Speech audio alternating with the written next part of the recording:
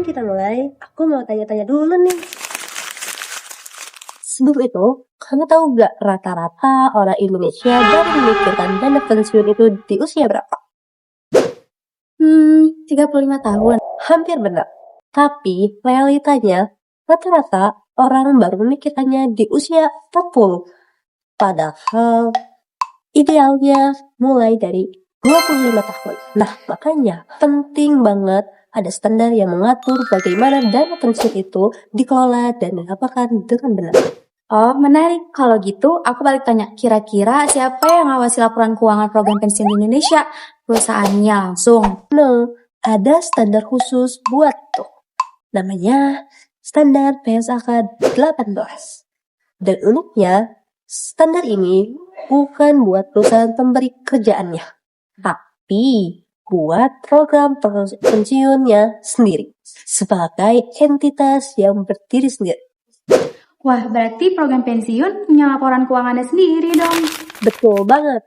Dan itulah yang akan kita bahas hari ini bersama Kelompok 7. Yuk saksikan videonya. Assalamualaikum warahmatullahi wabarakatuh. Halo, selamat datang di presentasi video kami. Tadi kamu sudah melihat beberapa fakta menarik tentang pensiun. Sekarang saatnya kita bahas lebih dalam standar yang mengaturnya PSAK 18 tentang akuntansi dan pelaporan program pensiun. Sebelumnya, perkenalkan kami dari kelompok 7 dari Prodi Akuntansi. Nama saya Aizakan Haya dengan NIM C2410490. Dan bersama rekan saya, nama saya Aulia Ramadhani dengan NIM C2410412.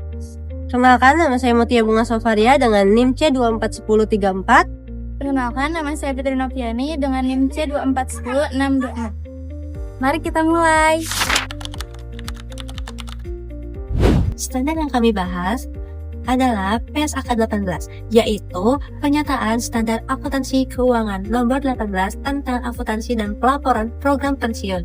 Standar ini diterbitkan oleh Dewan Standar Akuntansi Keuangan atau DSAK, yaitu Ikatan Akuntansi Indonesia, dan merupakan adopsi dari IAS 26 yang dikeluarkan oleh International Accounting Standard Board atau ISSB.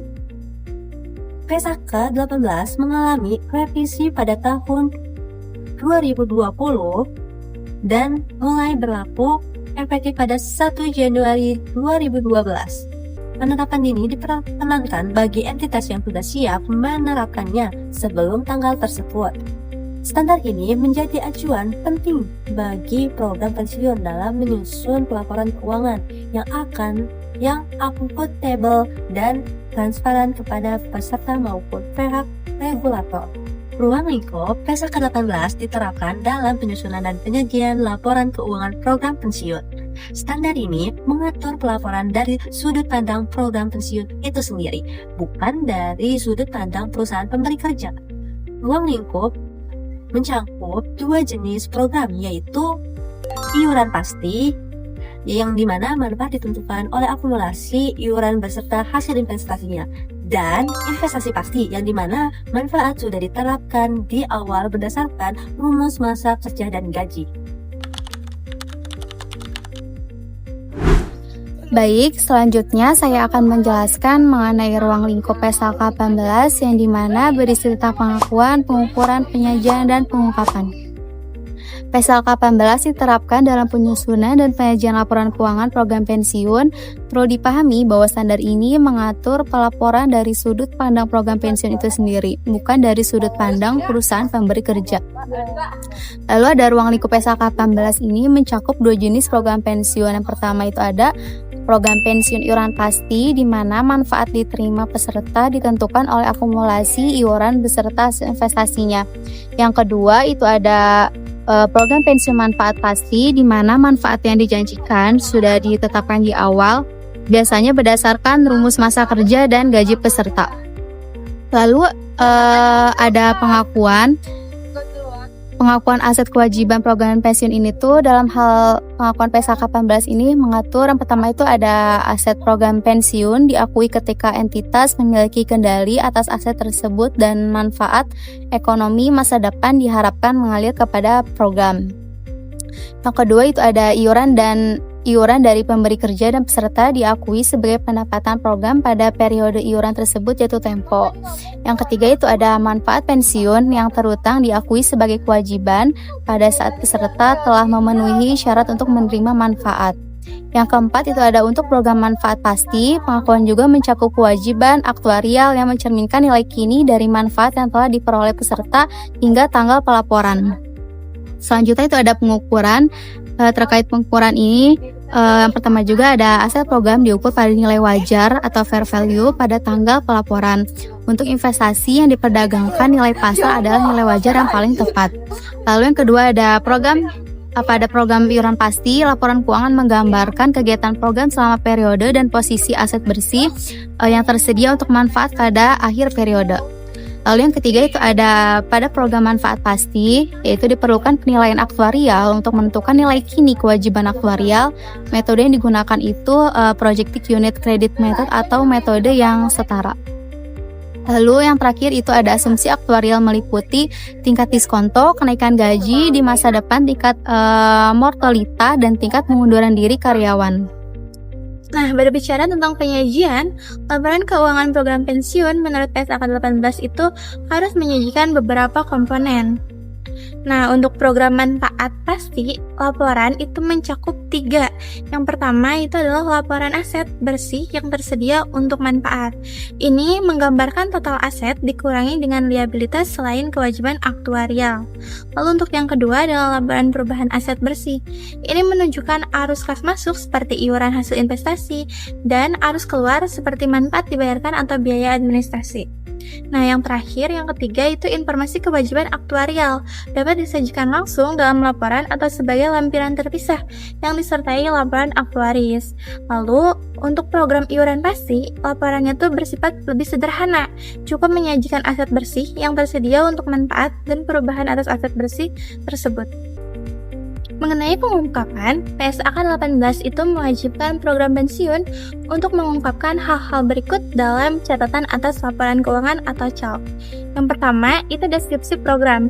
Ini berisi nama program, jenis manfaat, kelompok peserta, dan kebijakan iuran. Lalu yang kedua, itu kebijakan akuntansi yang diterapkan, termasuk dalam dasar pengukuran aset. Yang ketiga, itu hasil penilaian aktuarial dan asumsi-asumsi utama yang digunakan. Ini untuk program manfaat pasti. Yang keempat, itu komposisi aset, investasi seperti properti, saham, obligasi, deposito, dan lainnya. Lalu yang kelima adalah nilai aset bersih yang tersedia beserta perincian perubahan selama periode. Keenam, itu nilai kini mewajibkan aktuarial dan surplus atau defisit program. 7. Informasi mengenai kebijakan investasi program dan risiko yang dihadapi. Pengungkapan yang komprehensif ini tuh memastikan bahwa si peserta atau pemangku kepentingan itu dapat menilai kemampuan program dalam memenuhi kewajibannya. Nah, sekarang kita akan membahas substansi dari PSAK 18 secara lebih mendalam. Program pensiun itu pada hakikatnya adalah entitas yang berdiri sendiri, terpisah dari pemberi kerja maupun peserta. Tujuan utamanya itu adalah untuk mengelola aset secara prudent, untuk memastikan manfaat itu dapat dibayarkan kepada peserta ketika mereka pensiun. Nah, untuk substansi yang pertama itu mengenai keberlanjutan program atau going concern. Menurut PSAK 18 ini tuh mengakui bahwa si program pensiun itu beroperasi berdasarkan asumsi going concern, aset dinilai pada nilai realisasi bersih, bukan nilai likuidasi. Nah, untuk substansi yang kedua ini mengenai surplus dan defisit. Ketika si aset bersih ini tuh melebihi kewajiban aktuarial, program dalam kondisi surplus. Ketika aset bersih kurang dari kewajiban aktuarial, berarti si program ini tuh mengalami defisit dan pemberi kerja mungkin perlu menambah iuran. Nah, dari semua yang udah dibahas tadi, kita bisa tahu kalau PSAK 18 itu merupakan standar yang mengatur pelaporan keuangan program pensiun. Dan ada 4 hal utama yang diatur dalam PSAK 18. Yang pertama adalah pengakuan, yaitu kapan aset, kewajiban, iuran, dan manfaat pensiun itu dicatat. Yang kedua, itu ada pengukuran, yaitu bagaimana nilai aset dan kewajiban tersebut dihitung. Yang ketiga, penyajian, yaitu bagaimana informasi keuangan ditampilkan dalam laporan. Dan yang terakhir adalah pengungkapan, yaitu informasi tambahan yang perlu disampaikan agar kondisi program pensiun bisa dipahami dengan lebih jelas. Dengan adanya standar ini, laporan keuangan program pensiun jadi lebih jelas, transparan, dan bisa dipercaya oleh para peserta maupun pihak-pihak yang membutuhkan informasi tersebut. Jadi, bisa dibilang PSAK 18 ini mempunyai peran penting dalam memastikan pengelolaan dana pensiun dilakukan secara akuntabel dan sesuai dengan ketentuan yang berlaku. Terima kasih sudah menyaksikan presentasi kami tentang PSAK 18, yaitu akuntansi pelaporan program pensiun. Semoga penjelasan kami hari ini bermanfaat dan menambah pemahaman kita semua tentang pentingnya transparansi dalam pelaporan program pensiun. Sampai jumpa dan tetap semangat belajar. Wassalamualaikum warahmatullahi wabarakatuh.